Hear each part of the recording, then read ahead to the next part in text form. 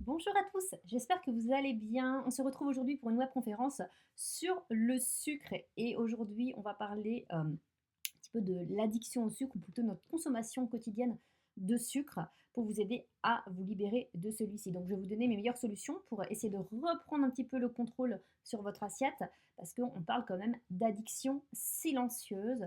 Dans 80 à 85% des consultations, que ce soit pour la perte de poids, du bien-être, de l'équilibre hormonal ou chez le sportif, on retrouve un excès de sucre dans le quotidien qui est assez insidieux parce qu'on ne s'en rend pas compte, mais vous allez voir que du sucre, on en trouve partout. Les industries agroalimentaires savent très bien le masquer, malheureusement.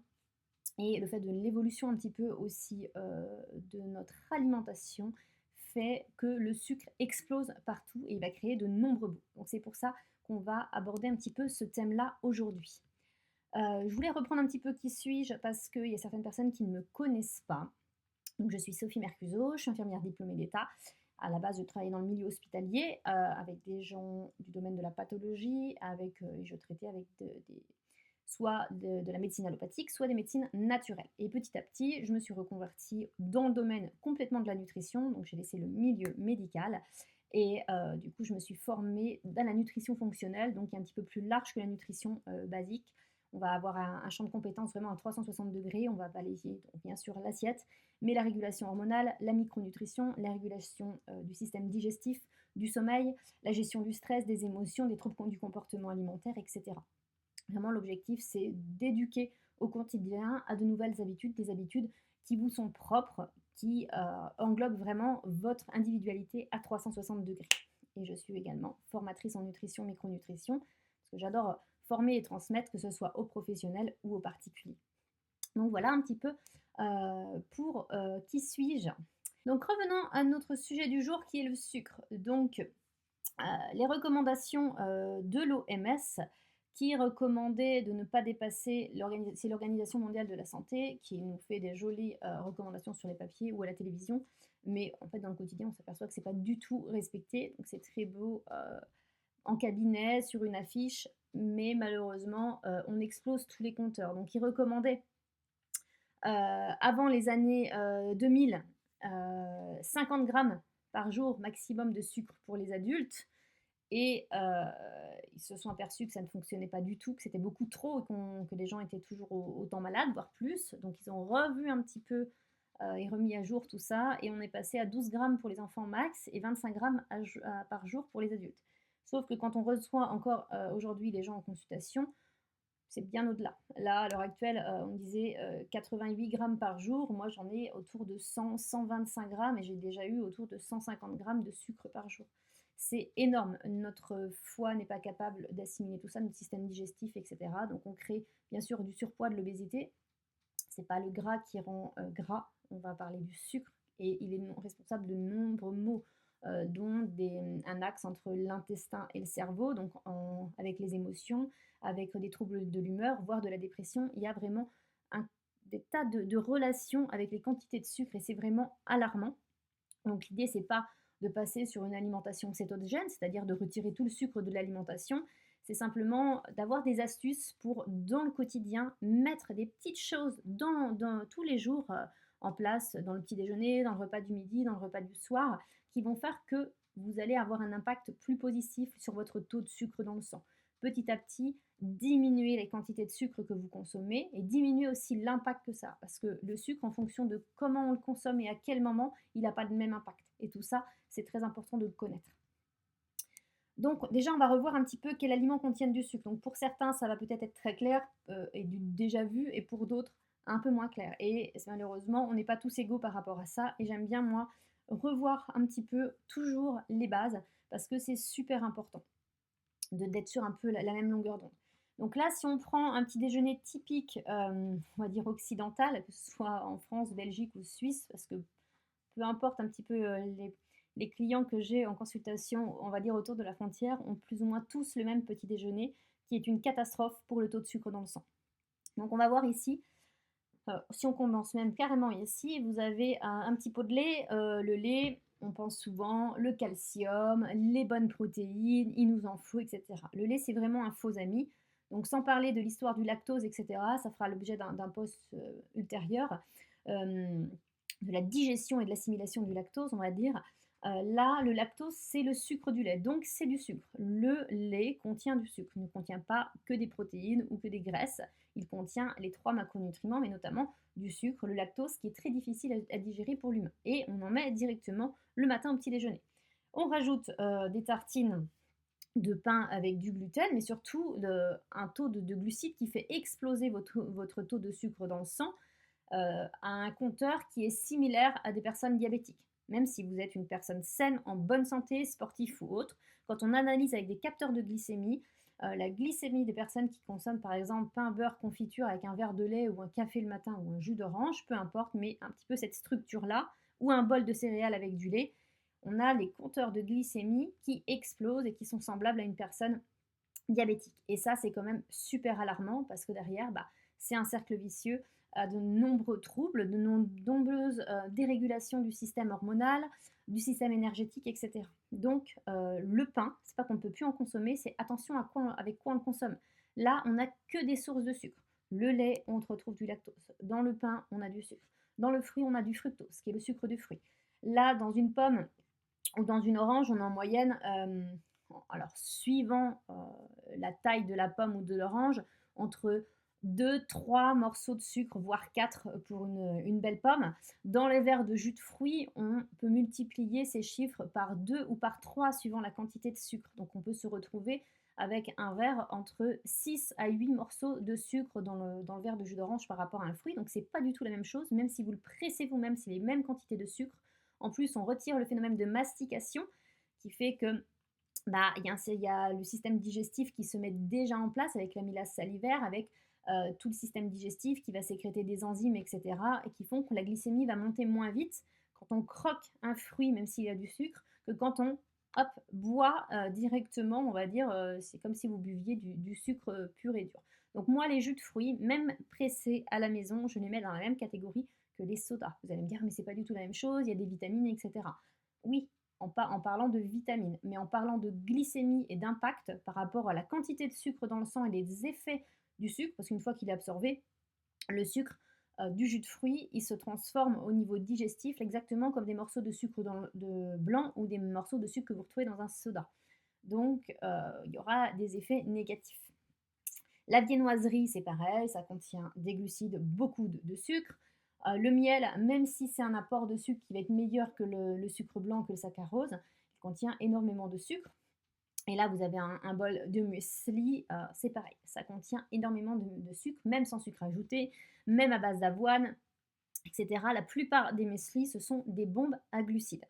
Donc, encore une fois, là, vous allez me dire, oui, mais alors qu'est-ce que je mange le matin? Vous allez voir que je vais publier de plus en plus, moi, des idées de petit déjeuner, que ce soit sucré ou salé, qui n'ont pas d'impact sur la glycémie. Il faut que ça soit pauvre en sucre, riche en fibres, riche en bonne graisse, riche en protéines, et on n'est pas forcément obligé de manger salé pour ça, mais c'est vrai que c'est plus simple quand on mange salé le matin pour trouver un petit peu tout ça.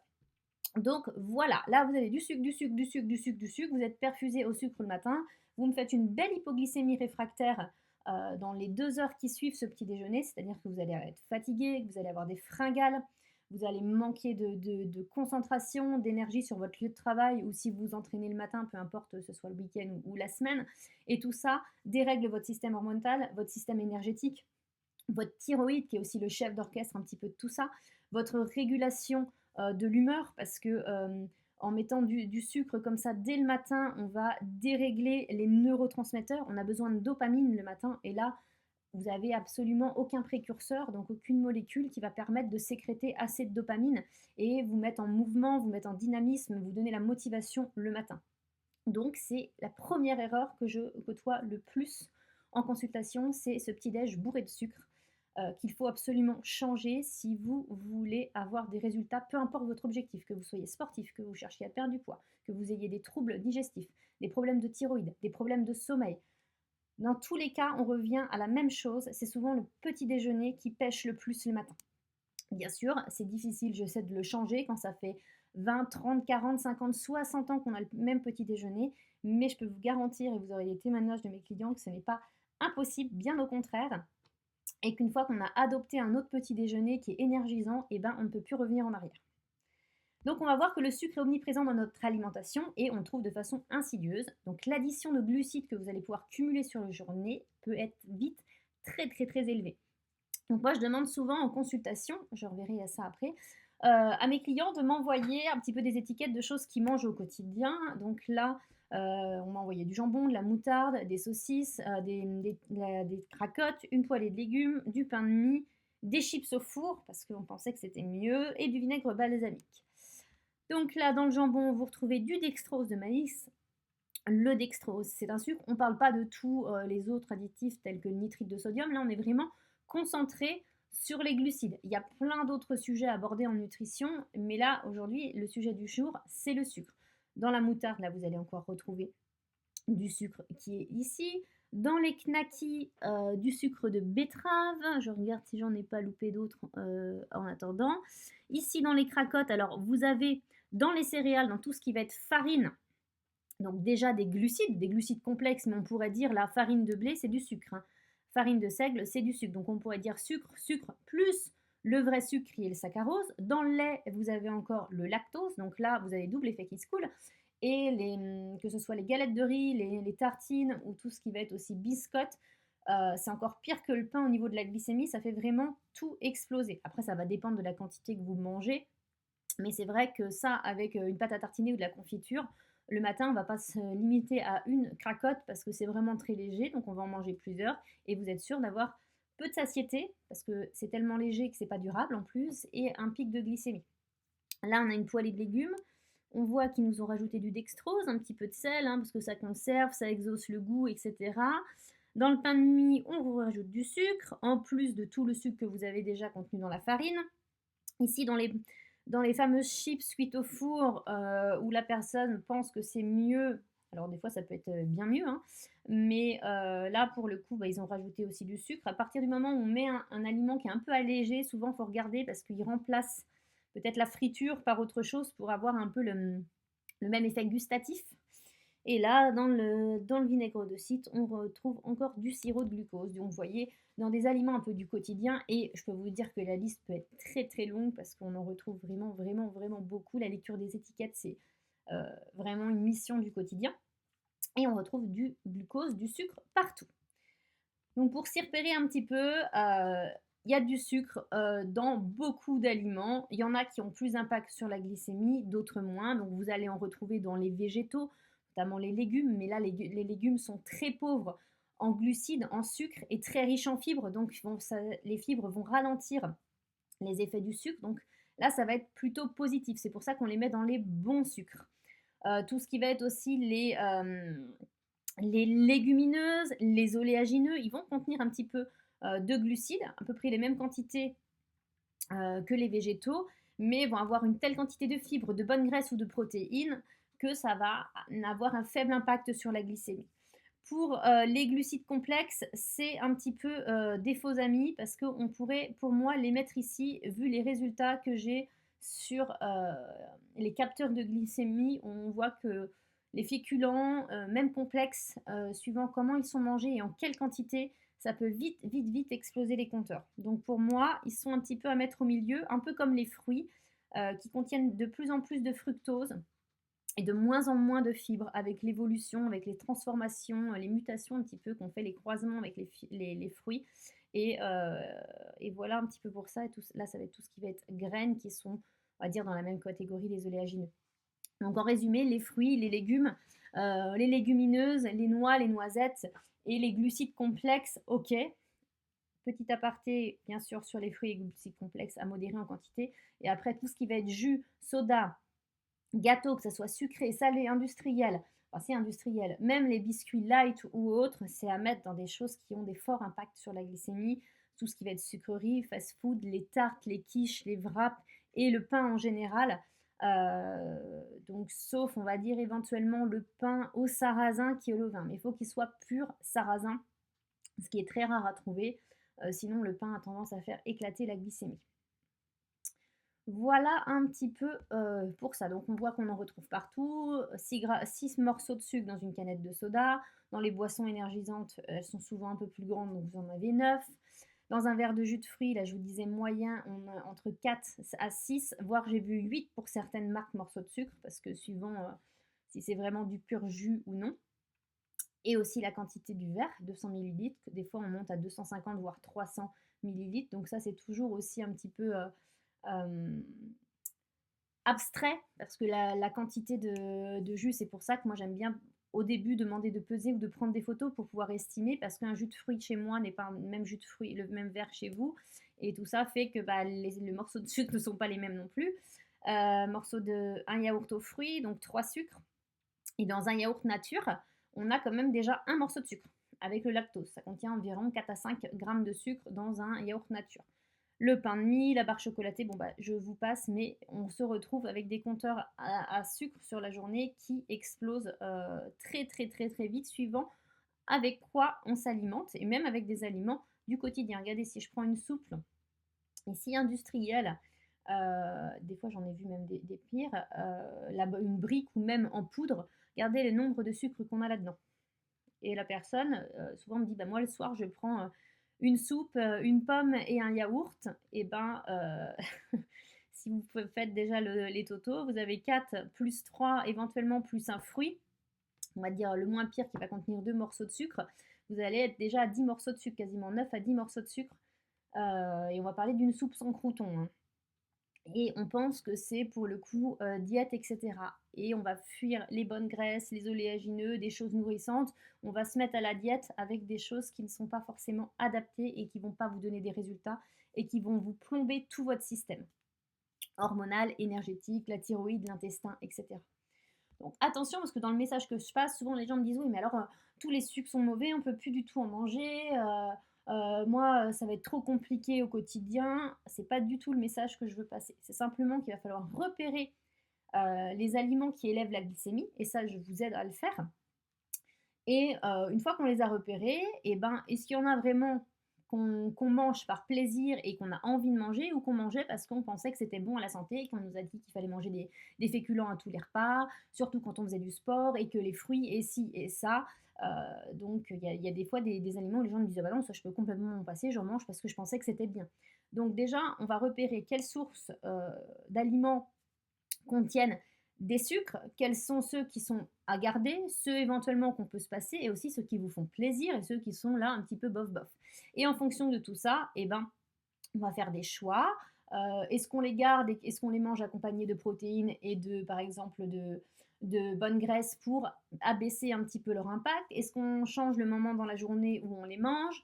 Dans quel ordre on les mange? Il y a plein, plein, plein de choses à faire autour de ça. Est-ce qu'on baisse aussi un petit peu la quantité pour ne pas avoir des impacts négatifs? L'idée, ce ne sont pas de les bannir, on en a besoin aussi quand même de carburant pour le cerveau, les cellules, mais dans un juste équilibre. Donc en résumé, par rapport un petit peu à tout ça, il y a beaucoup d'aliments qui élèvent la glycémie, beaucoup d'aliments qui appartiennent à la partie des glucides, dont ceux ici en vert, par exemple les légumes, les oléagineux, l'avocat, qui est un fruit, mais pour le coup, qui va être très riche en graisse et en fibres et qui va abaisser la glycémie. Donc quand vous en mangez, par exemple sur une tartine de pain, calories égales, tartine avec de la pâte à tartiner et tartine avec du guacamole dessus, à calories égales, eh ben, vous allez ralentir la glycémie avec le guacamole, alors qu'avec la pâte à tartiner, vous allez l'élever encore plus. Donc vous voyez, l'association n'est pas du tout la même. C'est vraiment une combinaison avec quoi on combine nos glucides pour avoir le moins d'impact possible sur le taux de sucre dans le sang.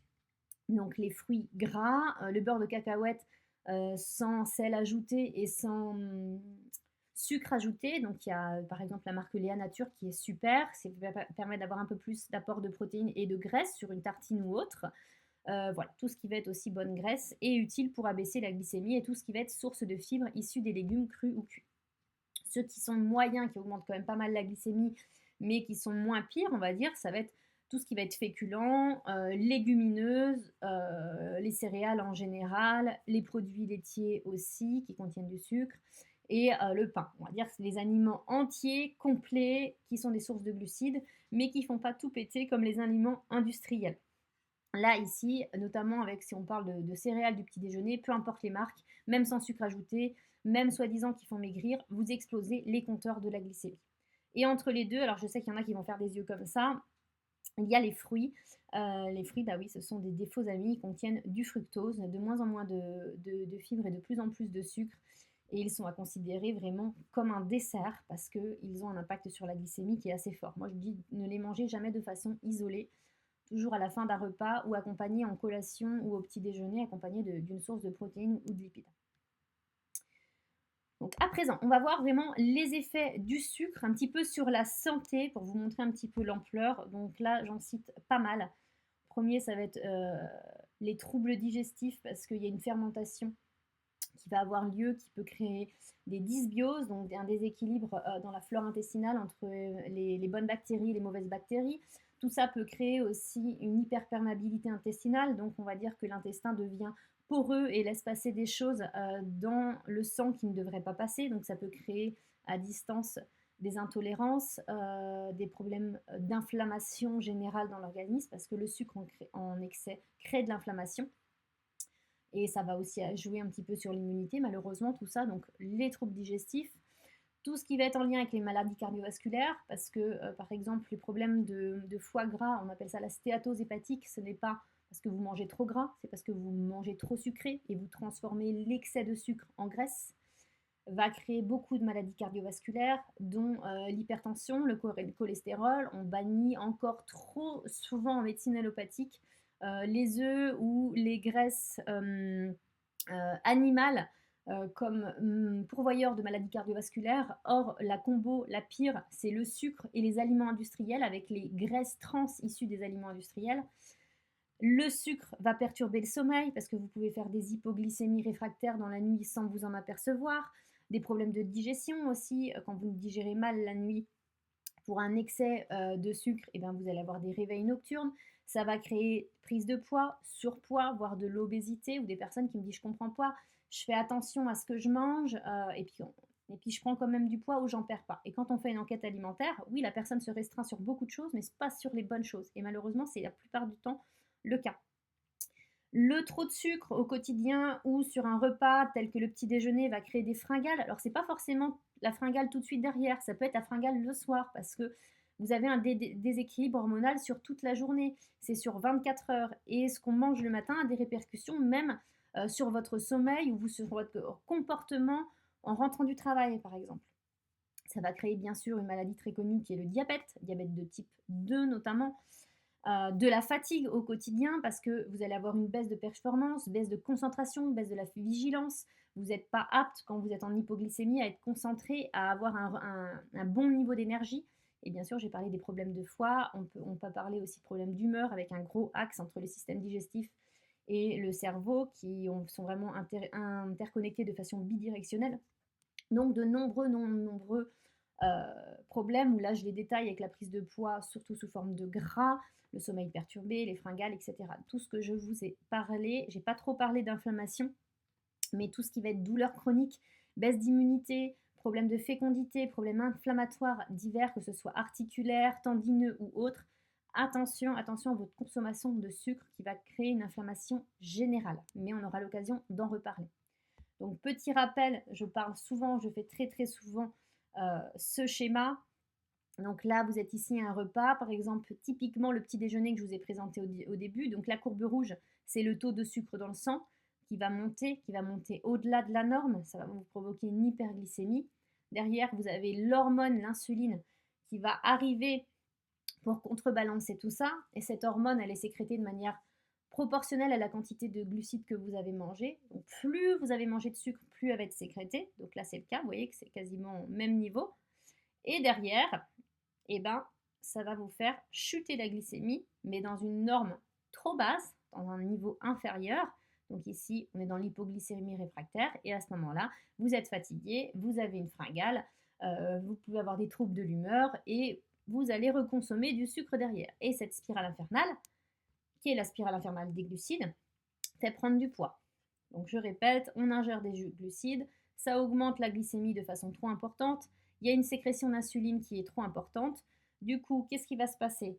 Le sucre qu'on a mangé, il va forcément être aussi un petit peu quand même utilisé par nos cellules, mais plus ou moins la quantité qui a été mangée, eh ben, on va le stocker. Si vous êtes très sportif, vous allez le stocker vous allez remplir un petit peu vos muscles, ce qu'on appelle le glycogène musculaire de sucre. Si vous faites par exemple du jeûne intermittent, vous êtes des longues phases sans manger, vous allez pouvoir remplir un petit peu, on va dire le foie, le stockage de glycogène hépatique.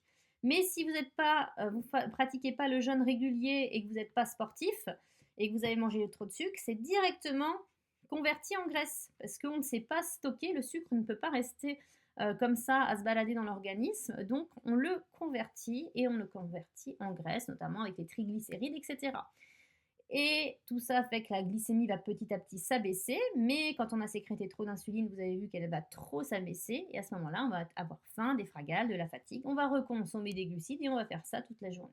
Ce qui fait qu'on va avoir une inflammation chronique qui va s'installer, du surpoids, de la fatigue, de la dysbiose, des troubles intestinaux, des troubles de l'humeur, etc. Et c'est une spirale infernale et on ne s'en sort pas. Et quand je récupère des gens qui ont fait ça pendant 20, 30 ou 40 ans, et ben le système général est déréglé. Donc rassurez-vous, ça peut se réparer de façon assez radicale et assez rapide, mais il faut y aller étape par étape. Et une des premières étapes, c'est de réguler cette fameuse glycémie. Même si l'intestin est perturbé, l'axe intestin-cerveau est perturbé, les humeurs, la thyroïde, il y a un ordre et cet ordre, c'est déjà la glycémie. Donc voilà, là c'est un schéma qui représente encore la glycémie. Je mange trop de sucre, hop, je fais des décharges d'insuline, à ce moment-là je stocke, derrière je fais une hypoglycémie et je fais ça toute la journée. Moi l'idée, c'est de vous garder dans une jolie courbe idéale, sans vous priver de quoi que ce soit, mais en vous donnant des astuces pour casser ces pics. Donc il y a aussi des études qui ont été faites qui prouvent que le sucre nous rend addicts, notamment sur quels axes au niveau du cerveau ils vont agir. Donc les aliments riches en sucre, mais plus particulièrement aussi ce qu'on appelle la malbouffe, ceux qui vont être riches en sucre et en gras, et je pourrais même rajouter en sel ce qu'on appelle le bliss point. C'est un juste milieu entre un excès de sucre, de gras et de sel, enfin voilà, qui est très très bien dosé par les industries, qui font que ça va aller agir sur la chimie du cerveau comme un stupéfiant et ça va provoquer un effet puissant sur les centres de la récompense du cerveau. Ça met en jeu les mêmes que ceux de la drogue, de la cocaïne, de la nicotine et ça va agir sur les circuits de la récompense, donc entre guillemets ça va faire du bien. Donc là vous avez la consommation de sucre ici qui va provoquer un afflux de dopamine, donc c'est un neurotransmetteur qui apporte le plaisir, l'euphorie, donc qui va récompenser. Et en fait, ça va stimuler le sucre ou la cocaïne, les mêmes récepteurs, et ça va provoquer la même chose. Et quand on supprime, par exemple, là c'était une étude avec des rats, quand on supprime l'eau sucrée mise à disposition des rats, et ben, les niveaux de dopamine diminuent et ça présente des signes d'angoisse. Et c'est surtout que le sucre ou la cocaïne activent les mêmes neurotransmetteurs tels que la dopamine et qui sont dans les circuits de la récompense. Donc c'est pour ça que l'alimentation est très émotionnelle, notamment le sucre est très émotionnel. Et quand ça va pas, on va avoir tendance à se ruer sur du sucre et pas sur un œuf dur. Hein, et c'est pas pour rien. Donc l'addiction au sucre, c'est pas simplement une question de volonté et se dire bah oui, bah, j'ai pas de volonté, j'y arrive pas. C'est plus tu vas en donner à ton corps, plus il va en vouloir. Et ça, c'est un cercle vicieux. C'est aussi un cercle biochimique parce que bah, on est très très très bien fait. Et pour réguler les hypoglycémies qui sont dues à la quantité de sucre qu'on mange, et ben derrière, on va avoir besoin de sucre pour remonter la glycémie. C'est physiologique. Alors que si dès le matin, vous mettez le bon carburant et que vous ne faites pas d'hyperglycémie et donc pas d'hypoglycémie, vous n'allez plus avoir toutes ces envies de sucre et cette addiction au sucre. Vous allez peut-être pouvoir continuer à manger certains aliments, le carré de chocolat qui vous fait plaisir ou autre chose, mais plus cette envie irrépressible d'en consommer tout au long de la journée ou de défoncer la tablette. Donc à présent, on va voir un petit peu, je vais vous donner 5 astuces à mettre déjà en place. Ce n'est pas l'idée de vous donner une liste interminable pour pouvoir vous aider. Il faut que ça soit très court, très simple et assez efficace. Donc pour stopper cette addiction ou tout simplement pour déjà diminuer votre consommation de sucre. Donc en 1, ça va être de lire les étiquettes et de repérer, de fuir les aliments transformés. Moi, quand je parle d'aliments transformés, c'est d'aliments qui contiennent plus de 5 ingrédients sur leur liste. Donc vous allez voir que il y en a énormément. En 2, ça va être de stopper les boissons sucrées. Qui dit boisson sucrée dit aussi jus de fruits. Complètement les stopper. Déjà pendant un laps de temps. Si vous en consommez régulièrement, vous allez voir que c'est un des pires pièges. Donc déjà, vous avez mis en place ça, c'est déjà une super étape. Ne serait-ce que si vous faites ça pendant une semaine, vous aurez déjà passé un premier palier. En 3, ça va être de consommer des protéines au petit déjeuner. Et si vous pouvez, des bonnes graisses en plus. Tout ça va faire que même si vous ne changez pas, que vous gardez votre tartine de pain, beurre, confiture, eh ben, le fait d'avoir des protéines, vous allez peut-être manger moins de pain et vous allez avoir une satiété plus durable et moins d'impact sur la glycémie. Manger des fibres. Les fibres, ce sont les légumes à chaque repas. Là, je ne parle pas des fruits parce que les fruits contiennent une quantité de fructose qui n'est pas similaire aux légumes et une quantité de pas de fructose, de fibres qui n'est pas similaire aux légumes, et une quantité de fructose pardon, qui fait monter la glycémie, contrairement aux légumes qui en contiennent très peu. Et en 5, c'est mettre en place une action, ne serait-ce que parmi les 4 précédentes que je vous ai citées. Si vous arrivez à en mettre déjà une en place pendant une semaine à 10 jours, c'est pas de tout révolutionner, c'est de faire la méthode des petits pas que j'enseigne.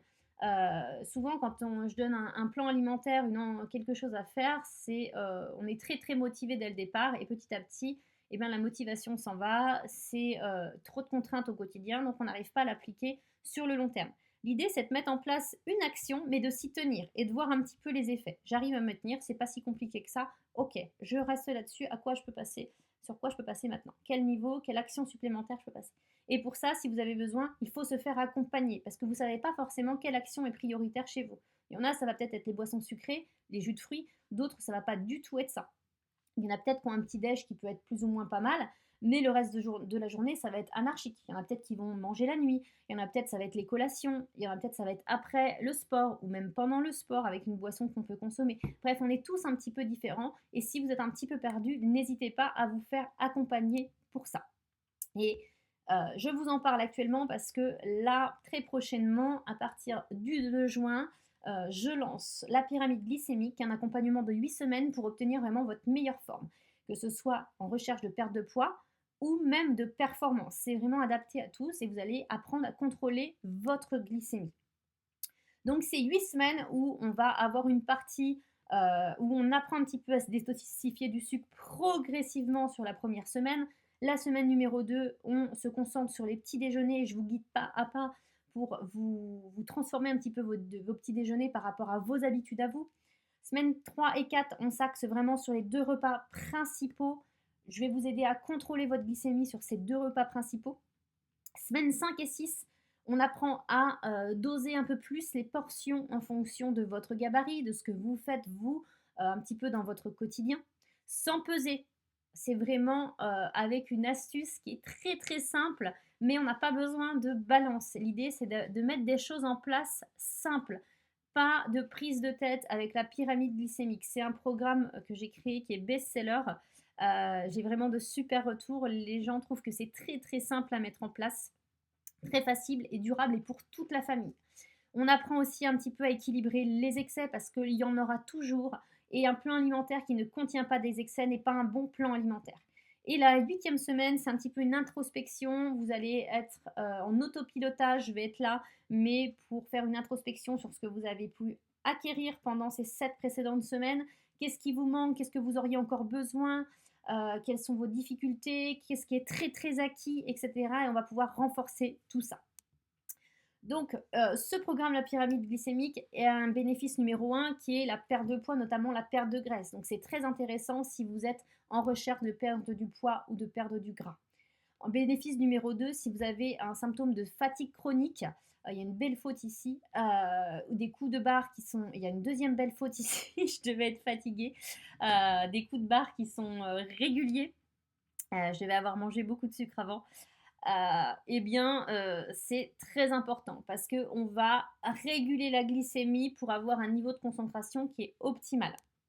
Le numéro 3, c'est que vous allez avoir une meilleure digestion. Donc, on va essayer de réguler au mieux l'axe digestif. Alors, si vous avez déjà une dysbiose ou une hyperperméabilité intestinale, ça va améliorer tout ça, mais ça ne va pas pouvoir complètement l'enrôler.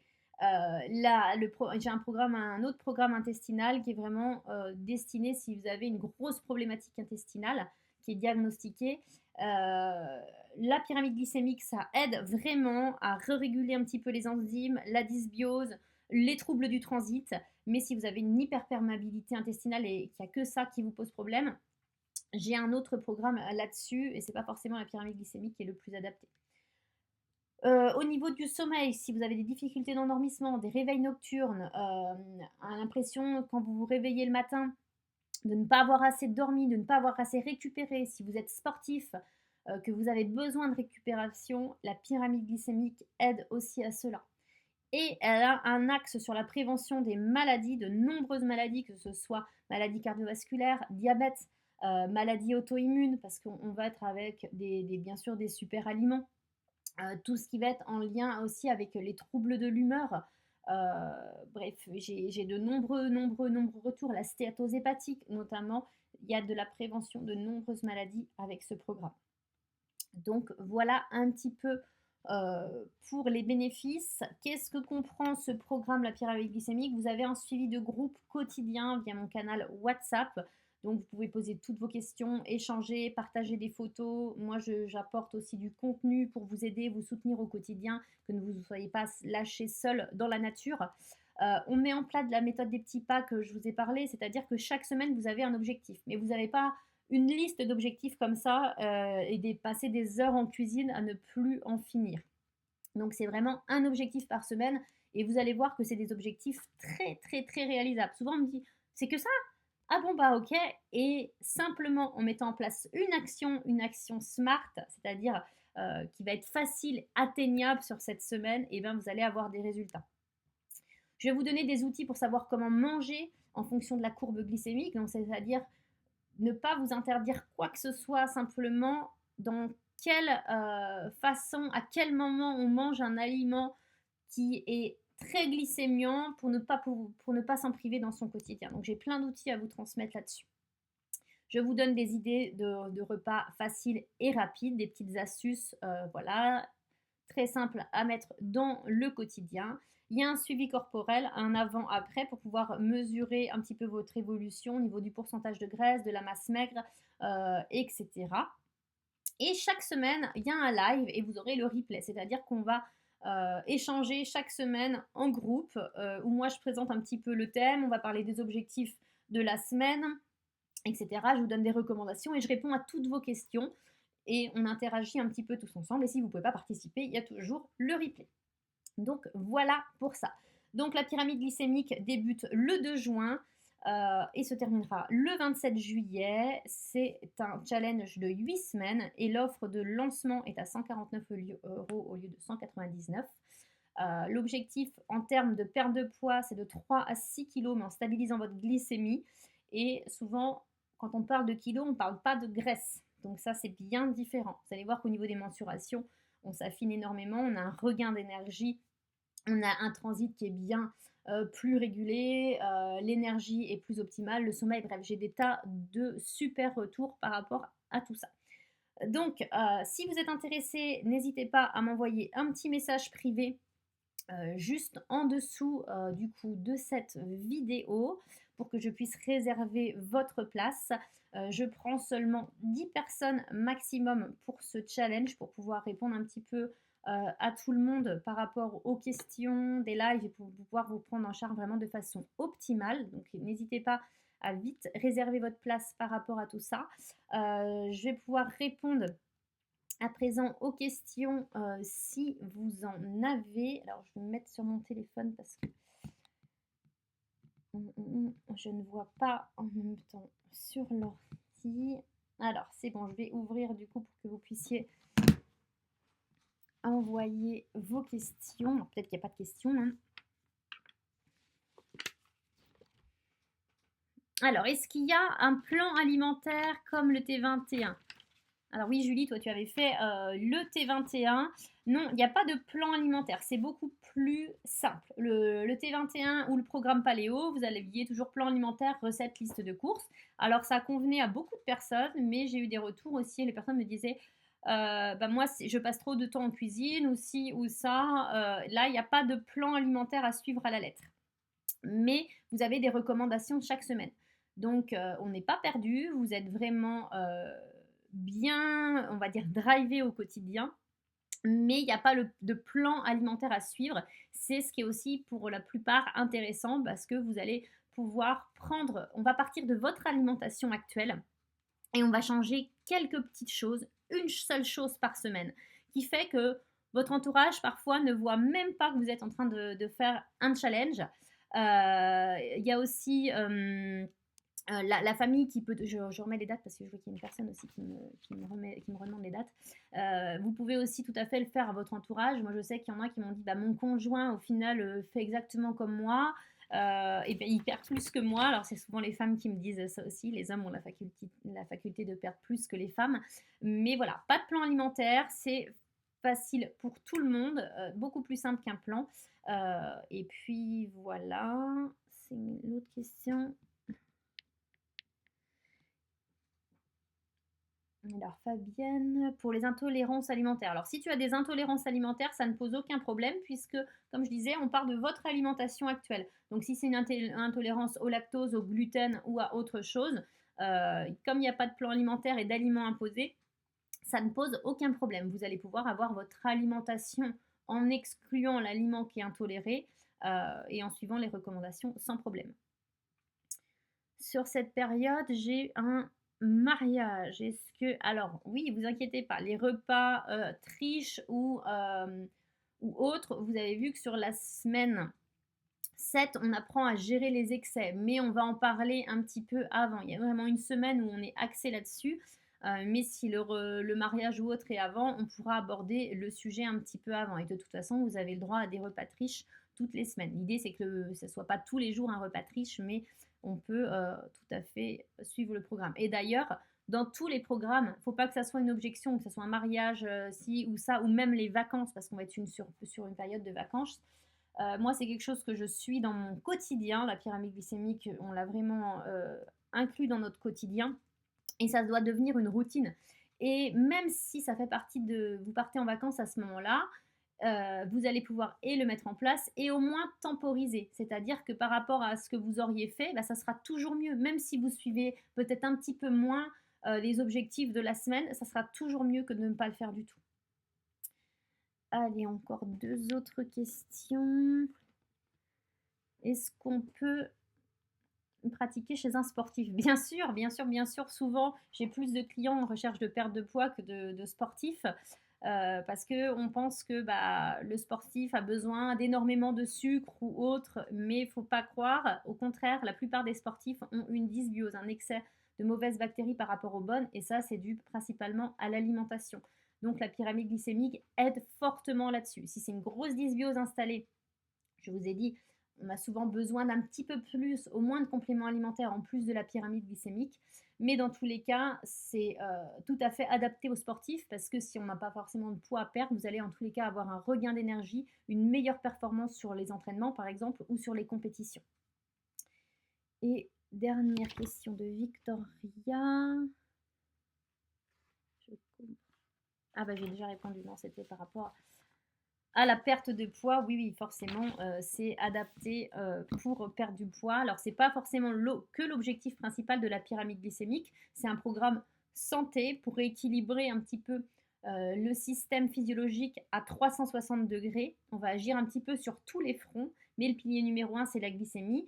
Et si tu as du surpoids, un petit peu de poids à perdre ou beaucoup de poids à perdre, dans tous les cas, ça agit sur le poids et on va dire le mauvais poids qui est le gras. Je crois qu'il n'y a plus de questions. En tout cas, si vous en avez d'autres, n'hésitez pas, ou si vous regardez cette vidéo en replay, n'hésitez pas à me poser des questions supplémentaires dans les commentaires et à me contacter soit directement, pareil, dans les commentaires, soit en message privé si vous êtes intéressé pour rejoindre le challenge du 2 juin au 27 juillet, donc un challenge de 8 semaines. Donc, je vous remercie d'avoir assisté à cette webconférence et écoutez, je vous dis à très vite.